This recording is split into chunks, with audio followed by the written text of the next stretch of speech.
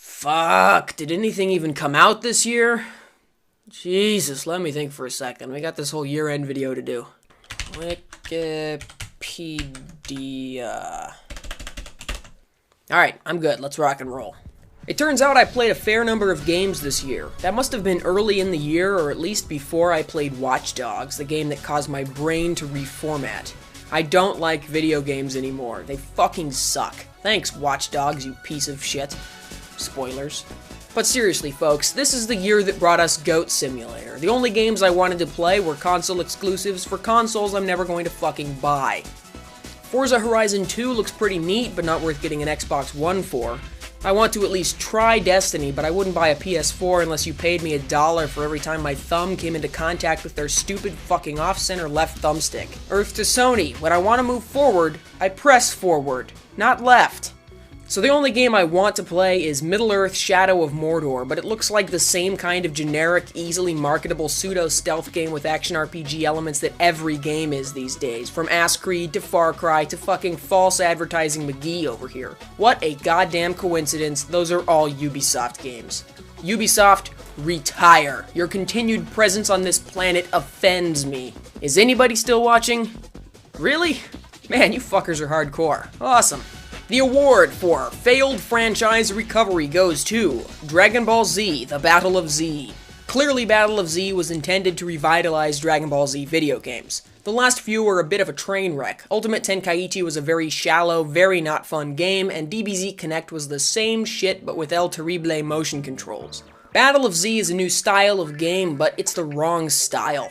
I like DBZ games to be fighting games with a unique flavor. You can't make one without transformations, without charging, and without environmental destruction. They tried, though. Give them points for that. 4 out of 10 points to be exact. I think that's the score I gave the game, and it deserved it. Battle of Z is a bad game. I only played 2 multiplayer-focused games this year that I can think of, not counting Smash Bros. For 3DS, because frankly the multiplayer doesn't work. Between Titanfall and Borderlands the pre-sequel, Titanfall was way more fun. Borderlands sort of pancaked as a single-player experience because the story was so bizarre and awkward. The narrated flashback was inconsistent and never felt natural, and all the connections to the other games were heavy-handed and clumsy. And Anthony Birch seems to have slightly taken leave of his senses. I loved the Rev rants, and I still think they're some of the best video game analysis anyone has ever done. That said, I constantly felt like the writing in pre-sequel was pushing an agenda. When 80% of your characters are lesbians and the dialogue reads like an after-school special, I think your focus is no longer on telling a good story.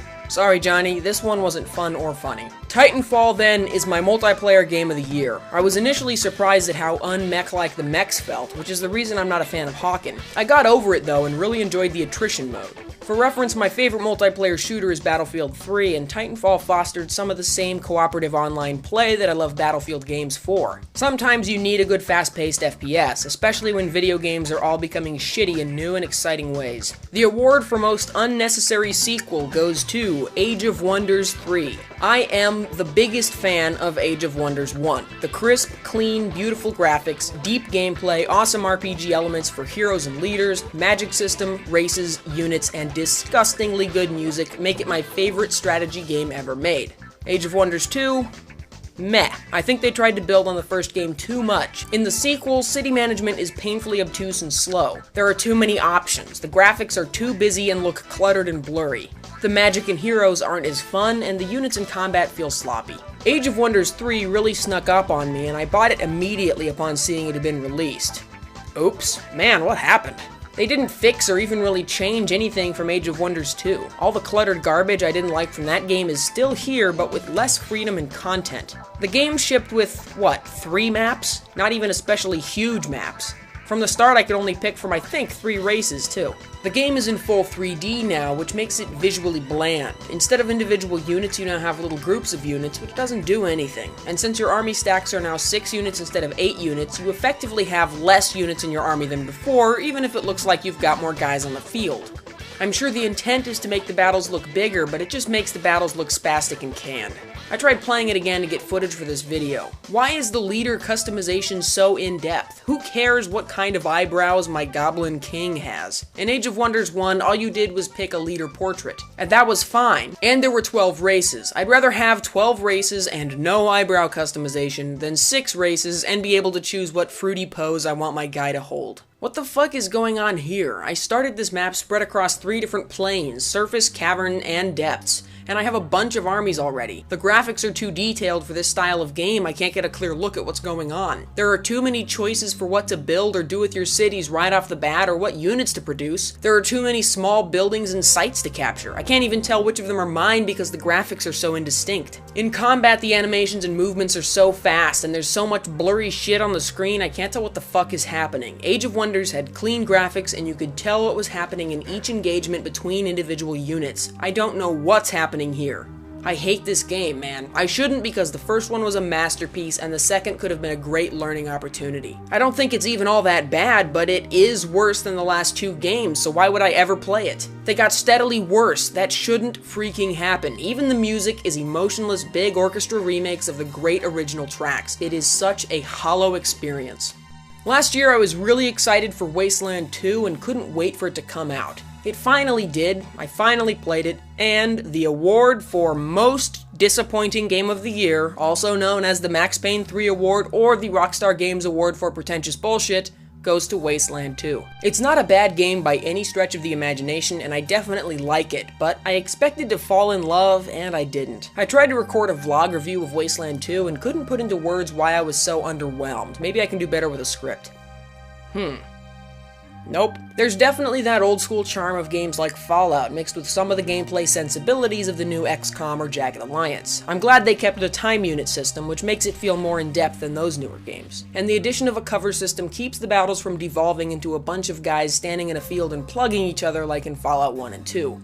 It's not a Civil War game. Some stuff about it just felt tedious, though. You collect a stupidly huge amount of random items that don't do anything, but look like they might do something. This is just some kind of in-joke, a callback to the bizarre inventory clutter from old adventure games. It's an awfully huge annoyance just to make a callback joke. Your characters have weight limits, of course, and you're already packing around as much ammo you can afford, quest items, and loot. As with most RPG games, there's a heavy focus on technical characters. I don't know anybody who plays a straight fighter-type character in Deus Ex, System Shock, or any Elder Scrolls game. So much game content, be it storylines or fun or special items, are hidden behind locked doors that you have to play a technical character to get the full experience. A fighter or soldier character is for your second playthrough when you've already seen the good stuff and just want to blitz through. Wasteland 2 has so many technical abilities, your whole team has to be devoted to it. After the first few ability levels, the cost to increase them is so high that each character can only really focus on one ability. Because the difficulty of door locks, safe locks, electronic locks, traps, alarms, and toasters increases so fast. So the game combat is more difficult because all of your characters are nerds, and the game is unreasonably stingy with ammo. The game started to become more difficult as the ammo stores ran out, and I lost interest before I felt like the plot really picked up.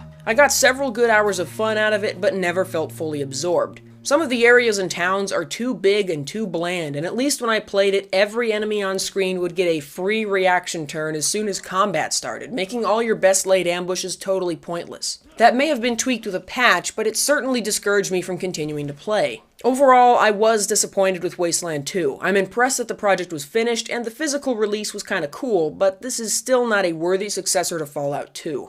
The Nintendo needs money, let's crank out a pointless handheld cash-in before the release of a real follow-up to a successful series award goes to Smash Bros. For the 3DS. This isn't a real game. It has multiplayer options, but the multiplayer on handhelds has always been too laggy and broken to do anything with. The stages of Smash Bros. Now do most of the fighting themselves. They're so busy and packed with hazards that a match can be decided without a punch being thrown. If you just wait long enough, somebody will fuck up a transition and get killed by a scrolling screen or a changing platform. The Wily's Castle stage has a big yellow fucker who spends 50 seconds of every minute fucking killing everybody. You spend the duration of the stage trying not to die, and the winner is the one who doesn't get murdered by the level. Does that make me one of those Fox-only Final Destination bastards? Hell no. Omega Mode is the theoretical alternative to self-playing levels, so you get a small piece of flat terrain floating in the sky. Omega Mode versions of stages have none of the interesting details from the stages they're based on. What happened to the first Smash Bros. Game? The stages were big and had cool moving parts and hazards which made them fun to fight on.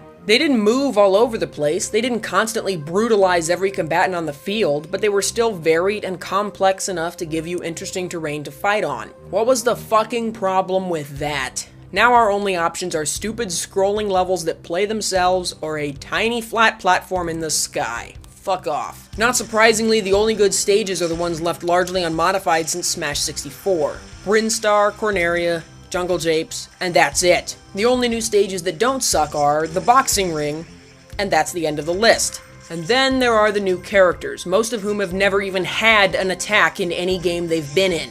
Most of them never fucking moved. Peach has moves inspired by pulling plants in Mario 2, which is stupid because every character in Mario 2 pulled plants like that. You could give the same moveset to Toad, Mario, or Luigi. And then there's nonsense like Rosalina and the Wii Fit Trainer. They do swoopy dances and yoga poses to do damage somehow.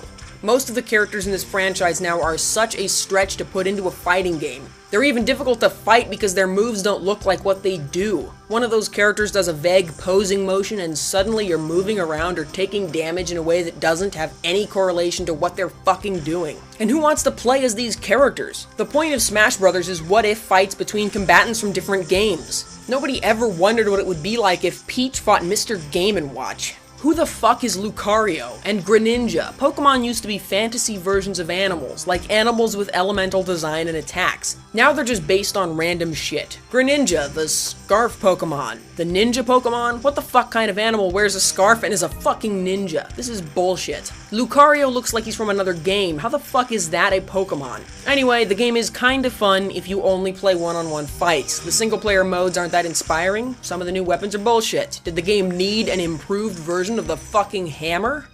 The Examined Life of Gaming Game of the Year award goes to Dark Souls 2. What can I say? When every game on the market blows chunks, a halfway decent game looks like a symphony of design. Dark Souls 2 is pretty much just more Dark Souls, and it's only in the context of the shitty games industry that it seems like a great game. The gameplay is a bit more refined and the new environments are pretty cool. Like with Dark Souls 1, I couldn't finish it because I got tired of the game trying so hard to be difficult. I enjoy the challenge, but sometimes you have to contend with the challenge and broken controls / hit detection / jumping, take your pick. But hey, it wasn't even a full-priced game, and it still beat the shit out of everything else that came out this year. You know what was a full-priced game?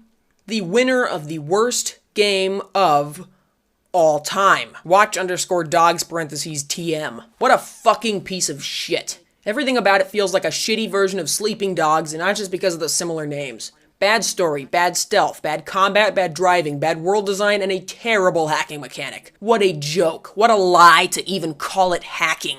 It's an extendable arm that lets you press buttons from a fucking distance. The game feels unfinished. Surely it was meant to have more hacking in it. Surely there was going to be more to do than just wander around doing randomly generated shitty content. It plays like a neutered, half-baked version of Assassin's Creed, and there have already been enough of those fucking things. Ubisoft are the devil. 2014 was a year that shook my faith in gaming as a hobby. My interest is slowly being rekindled as I look at games I'd like to play, and also by playing a lot of older games on my older systems. If anyone can give me a compelling reason why I should purchase another fucking iteration of Assassin's Creed instead of spending 1/10 the price on a cool gem for the N64 I never got around to, I'd love to hear it. That's all I got for now, but I'll see you guys next time. Thanks for watching, and thanks for the great year. The real question is if I can get the volume of the speakers loud enough to overwhelm the volume of a Quantum Fireball hard drive. I don't think I can.